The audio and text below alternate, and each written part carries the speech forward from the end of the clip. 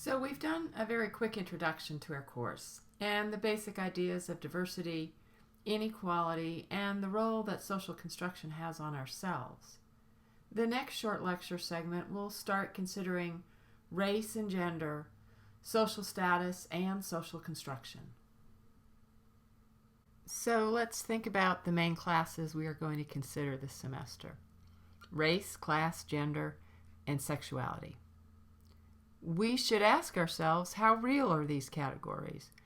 And to what extent has culture taught us what we know, or what our hidden assumptions are, meaning what we know, which has been unexamined or not questioned, and how that might cause us to think that things are real or that there are real attributes about these categories.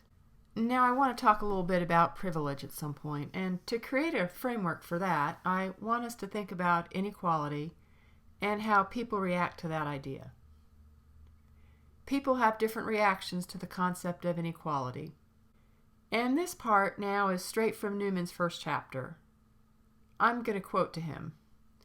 People's reactions to the topic of inequality are influenced by, among other things, whether they are harmed by it or benefit from it. Those who are members of groups that have been historically disadvantaged by social inequality, chiefly ethno-racial, religious, and sexual minorities, women, and poor people, are understandably sensitive, sometimes angrily so, about their position.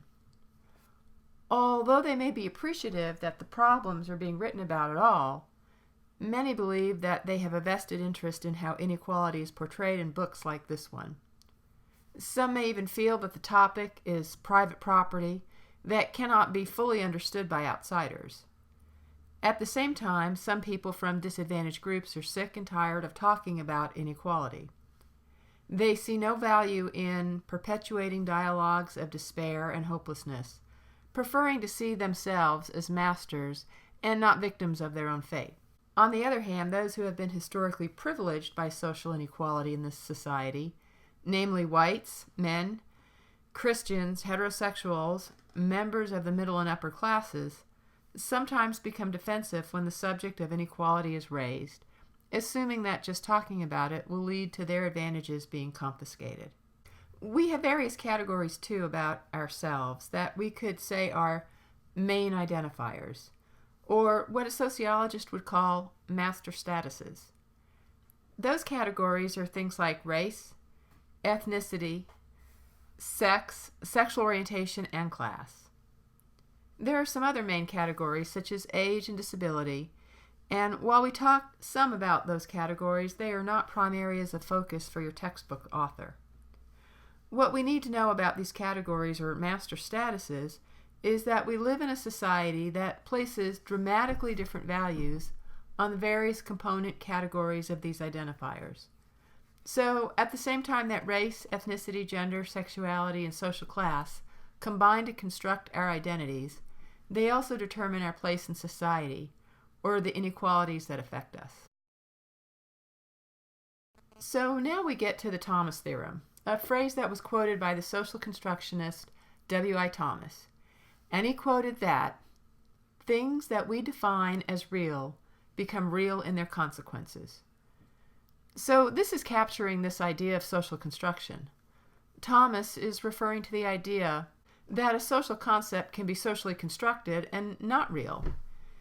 And we'll talk about this in a little while to understand the concept of race. But the point is that the outcomes become real, in that there may be very little differences between the races, and that race is a social construct. But once a belief system is put into place about racial differences, like discrimination or something built into the institutional fabric of society like segregation, then that socially constructed difference becomes real in its consequences. Another general example is the concept of gender. What it means to be feminine or masculine is socially constructed. We'll talk more about this as we go further into these materials later in the semester, using visuals to help you see how masculine or feminine gender is expressed. I want us to look deeper into the concept of race. And so I want us to examine that concept, the word itself, and the history of the use of that word. The word race, as applies to humans, has evolved over the centuries. Its first use was actually to refer to the genetic breeding lines of farm animals, such as a certain race of cattle or horses or sheep. So to illustrate this with my go-to example for animals, which is horses, an example of using the term race during the Middle Ages might be to refer to a race of horses that were used to, say, pull heavy wagons, which of course would be a fairly large and stocky built animal with a lot of muscle, and which could pull a lot of weight through heavily muscled haunches and shoulders. And in contrast to that would be a lighter boned riding horse, much narrower, with much more muscling along the back and the top of the neck. A riding horse would be built more to have more comfortable gaits and more sure-footed, because they'd be carrying the weight on their backs at higher speeds. So in the Middle Ages, that word race would be referring to the breeding stocks or breeding lines of animals.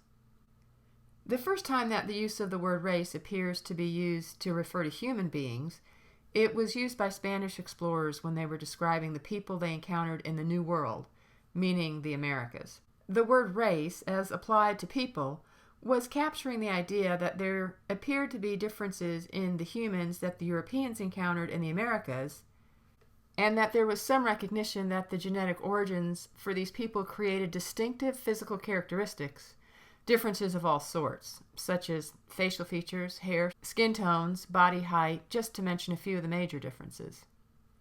Most of the recent studies now recognize that there are very few inherent differences that lead to behavior differences of the people from one geographic region to another. It is believed that behavior differences are more due from cultural teachings and assimilation into the culture, at least for the most part. But a very small minority of academic scholarship still tends to believe that there's some genetic differences from one geographic location to another that leads then to behavioral differences. Again, that's the very clear minority of the academic scholarship that believes this. Much of the text, and my lecture during the semester that falls along the lines of following the text, looks at how differences are created, what those differences are, and how they are created and then perpetuated. So it's appropriate now to look at the concept of race, the idea that it's socially constructed and not near as real as many of us would assume, and how this concept is used to create categories of differences. So from a historical perspective of the use of the word race, I want us to think about how it was originally used in the Americas to differentiate the indigenous peoples from those that were arriving and colonizing, and how this then leads to a creation of different classes and creating a foundation for differences. So the use of the word race is then, in the early Americas, a foundation for creating categories of difference, and it's also responsible for creating a hierarchy within the social order.